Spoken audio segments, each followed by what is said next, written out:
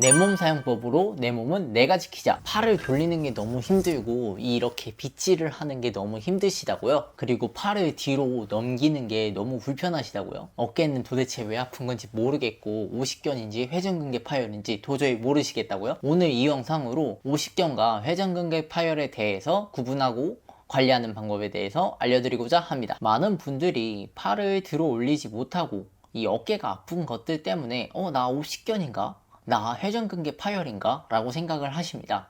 근데 팔이 안 올라간다고 해서 오십견이고 회전근개 파열이 아닙니다. 이 둘을 구분하는 방법에는 이 밤에 아프냐 안 아프냐에 따라서 이 구분을 할 수 있는데요. 회전근개 파열 같은 경우에는 아픈 즉시에는 아플 수 있지만 오십견 같은 경우에는 염증 물질들이 과하게 많이 나오는 시기가 있습니다. 그래서 보통 그 아팠던 시기가 3개월 이상 되신 분들 같은 경우에는 밤에 아프시고 잠을 못 이루는 경우가 많으셨을 거예요. 그래서 밤에 아프냐 안 아프냐의 유무에 따라서 두 가지를 구분할 수 있고, 내가 이 밤에 아팠던 건지 잘 모르겠다 라고 생각하시는 분들이 계실 거예요. 그래서 이거를 추가적으로 이 검사를 해보시기 바랍니다. 바로 팔을 누군가가 보조적으로 들어줬을 때 끝까지 갈 수 있느냐 없느냐에 따라서 이 두 가지를 구분할 수 있습니다. 회전근개 파열 같은 경우에는 근육 자체에 문제가 생긴 거다 보니까 힘이 빠져서 팔을 들어 올리지 못하는 경우들이 많은데, 힘이 빠져서 못 드는 거지 누군가의 보조에 의해서 이렇게 올라갈 수는 있습니다. 반면에 오십견의 경우에는 아무래도 관절과 근육 자체들의 문제가 생겨서 팔을 들어 올리지 못하는 거기 때문에 통증도 있고 팔의 가동 범위에 제한이 생겨서 팔을 들어 올리지 못하기 때문에 누군가가 들어줘도 팔을 들어 올리지 못하는 게 오십견의 특징이라서 이 두 가지를 이렇게 구분해 주시면 됩니다. 어떠신가요? 이제는 회전근개 파열과 오십견을 어느 정도 구분하실 수 있으실까요? 근데 이런 생각이 드실 거예요. 이 영상을 보다 보니까 오십견인 것 같기도 하고 회전근개 파열인 것 같기도 한데 나는 그래도 조금 더 알고 싶어. 잘 모르겠는데? 라는 생각이 드실 거예요.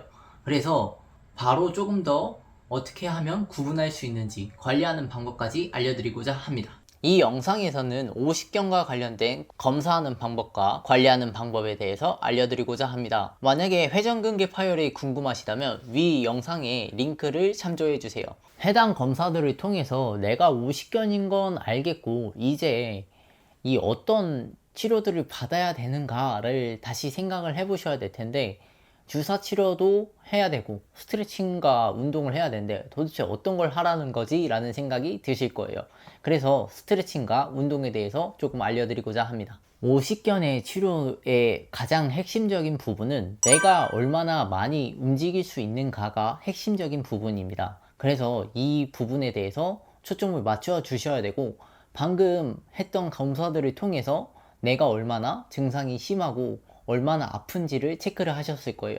그래서 그 점에 대해서 유의하면서 진행해 주시길 바랍니다. 오십견에 대해서 세 가지 운동을 알려드릴 건데 이 세 가지를 꼭 아시고 진행해 주시길 바랍니다. 먼저 제일 중요한 게 첫 번째, 이 털트라는 건데 내가 끝범위에서 얼마나 유지할 수 있는가를 보는 검사입니다. 이게 곧 방법이자 치료이기 때문에 이 방법을 꼭 진행해 주셔야 합니다. 스트레칭을 통해서 이 범위를 늘리고 있느냐가 정말 중요합니다. 그래서 이 털트라는 개념을, 이 방법을 적용하기 위해서 어떻게 할 거냐면 이 막대기 또는 이런 우산을 통해서 진행을 할 건데, 아무래도 집에 이 우산 많이 있으시잖아요. 그래서 이 우산을 통해서 보조적으로 하는 방법을 알려드릴게요. 제일 먼저 할 동작이 이 동작이에요. 위로 팔을 올리는 동작을 먼저 할 건데, 안 아픈 손으로 보조를 해주고 아픈 손을 위로 이은 상태에서 팔을 내가 갈 수 있을 만큼 올려줍니다. 그래서 이 통증이 느껴지기 전까지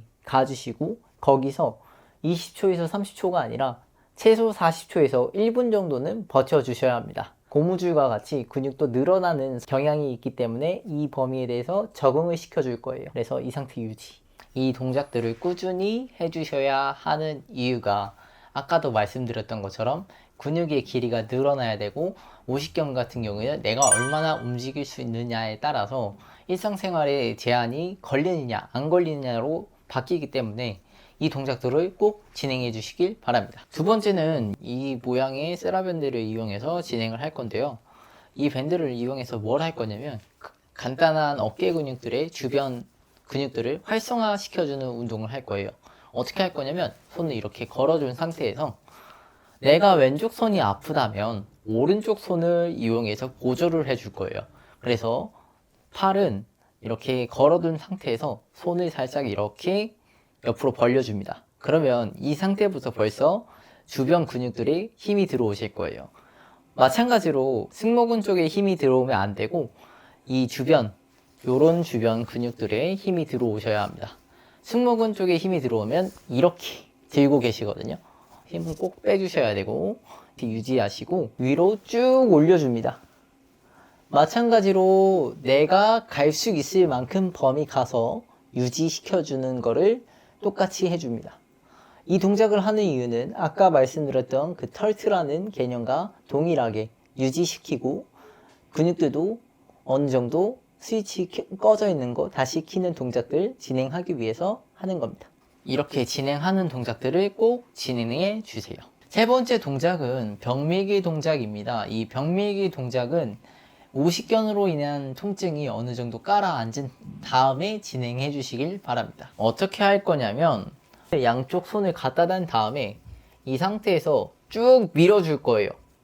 그냥 벽과 씨름한다 생각하시고 밀어주세요. 근데 이렇게 밀면 이 앞쪽 근육들에 힘이 들어옵니다. 가슴 근육들에 힘이 들어오는 거죠. 그러면 오히려 이 가슴 근육들이 힘이 더 많이 쓰면서 어깨를 들어 올릴 때도 이 근육들을 더 많이 쓰게 되거든요. 그래서 이 동작을 여기가 힘이 들어가는 게 아니라 이 옆에 근육들의 힘이 들어가게끔 바꿔줄 거예요. 방금 알려드렸던 이 세라밴드 옆으로 이렇게 벌리는 것처럼 할 건데 이 동작으로 간다고 생각하시고 진행해 주세요. 그래서 양쪽 손 갖다 대고 갖다 댄 상태에서 옆으로 밀어줍니다. 팔꿈치는 쭉 핀 상태에서 옆으로 밀어주면 이쪽에 힘이 들어가요. 그래서 이 어깨뼈 주변 근육들에 힘이 들어가는 동작들을 꼭 진행해 주시길 바랍니다. 오십견 운동을 진행하면서 유의사항은 이 한 세트당 꼭 40초 정도 진행을 해 주셔야 돼요. 어떤 털트라는 개념 때문에 근육들을 늘려주기 위한 거에 초점을 맞춰 주셔야 합니다. 다만 그 앞전에 검사했던 것들을 통해서 내가 얼마나 아픈지를 체크하셨다면 어느 정도 내가 이 40초는 너무 힘들다는 걸 다들 알고 계실 거예요. 그래서 10초만이라도 우산이나 막대기와 같은 보조할 수 있는 도구들을 통해서 먼저 진행을 꼭 해주시고, 그래도 통증이 너무 심하거나 아니면 내가 이 동작을 도저히 못할 정도의 통증을 가지고 있다면 주사를 통해서 통증 감소를 먼저 시킨 다음에 이 동작들을 꼭 따라해 주시길 바랍니다. 팔을 들어 올릴 때 통증이 너무 심하고 누군가의 보조에 의해서도 내가 팔을 움직이기 어렵다면 유착성 관절낭염, 즉 오십견을 의심해 볼 수 있습니다. 특히 40대에서 60대의 여성분들에게 많이 나타나고, 아까도 말씀드렸던 것처럼 야간통, 그리고 팔이 굳은 듯한 느낌이 들고 내가 어떻게 하지를 못하겠다는 느낌이 많이 들면서 일상생활에 제한이 많이 걸리는 게 오십견의 대표적인 증상들입니다. 오십견의 경우에는 이 시기마다 치료 방법이 다릅니다. 그래서 내가 지금 어떤 시기인지 구분을 먼저 해보시는 게 좋고요. 이 밤에 아픈 시기가 3개월 정도 다 되어 가거나 거의 비슷한 시기다라고 생각하실 경우에는 이 시기에는 주사를 맞으시는 걸 추천드립니다. 왜냐하면 주사를 통해서 염증 물질들을 깔아앉혀서 통증을 줄여주는 게 먼저인 시기이기 때문에 이 시기에는 주사 치료를 먼저 권장드리고, 통증이 줄어들었다면 스트레칭을 통해서 내가 움직일 수 있는 범위를 확보해주는 게 먼저입니다. 두 번째로 6개월 이상 지났는데 통증은 어느 정도 깔아앉았지만 이 굳은 듯한 느낌이 계속돼서 유지되는 시기가 있으실 거예요. 이 경우에는 가동 범위, 내가 즉 움직일 수 있는 범위에 집중을 해서 치료를 받으시는 걸 권장드립니다. 그래서 이 시기에는 스트레칭과 재활 운동과 같은 운동이 조금 필요하십니다. 그래서 이 돌처럼 굳은 이 어깨 근육들을 스트레칭과 운동으로 좀 풀어주시는 걸 권장드립니다. 내가 얼마나 심한지를 좀 체크를 해봐야 되는데, 이 체크하는 방법 3가지 방법을 통해서 검사를 해볼 겁니다. 하나, 둘, 셋. 이 동작을 할 건데 이 동작들을 얼마나 할 수 있는지에 따라서 얼마나 심한지를 체크해 볼 수 있습니다. 왜냐하면 마지막으로 보여드렸던 이 동작 같은 경우에는 오십견 초기 증상에도 못하는 동작이지만 이 동작 같은 경우에는 아무래도 심해도 내가 움직일 수 있는 범위를 만들 수 있기 때문에 얼마나 심한지를 체크할 수 있고 제일 먼저 만들어야 하는 동작 중에 하나이기도 합니다. 그래서 첫 번째 동작은 어떻게 할 거냐면 팔을 내가 앞으로 쭉 뻗은 상태에서 이 상태에서 쭉 위로 올려줍니다. 지금 저는 어깨가 안 아픈 상태이기 때문에 이렇게 쭉 가는데 보통 환자분들 같은 경우에는 어깨가 안 올라가시고 통증이 생기셔서 못 올리시는 경우가 태반입니다. 옆에서 봤을 때 이 동작을 이렇게 진행하셔야 되는데 보통은 이 동작들을 못 하시는 게 많으시고, 다음은 두 번째 동작입니다. 두 번째 동작은 팔을 올리는 동작인데 이 올리는 동작에서 오십견 증상이 있는 분들 같은 경우에는 이 팔을 여기서부터 못 올리시기 때문에 이 검사를 하면서 내가 어디서 아픈지를 체크해 보시길 바랍니다. 마지막 세 번째 동작은 흔히 많이 못 하시는 이 팔 뒤로 넘기는 동작입니다. 이 동작이 언제 제일 많이 쓰이냐면 옷을 입을 때라든지 화장실과 같은 활동 또는 이 빗질 하는 동작에서 많이 쓰이게 됩니다. 이 동작들에 문제가 생기는지 확인해 보시고 보통은 이 동작 자체를 여기서 멈추시거든요. 너무 통증이 생기기 때문에 이 동작 자체가 여기 앞쪽이 스트레칭이 된 동작이라서 통증이 많이 심하게 느끼실 거예요. 그래서 이 동작이 되는지 안 되는지를 체크해 보시길 바랍니다. 오늘은 오십견 구분하는 방법과 관리하는 방법에 대해서 알아보았습니다. 나에게 맞는 치료법을 알고 내 몸에 적용해 가면서 내 몸 사용법을 알아가셨으면 좋겠습니다. 오늘의 내용이 도움이 되셨다면 구독과 좋아요 한번 눌러주시고 궁금한 점이 있으시다면 댓글을 남겨주세요. 다음 영상에서 더 좋은 내 몸 사용법으로 찾아뵙겠습니다. 감사합니다.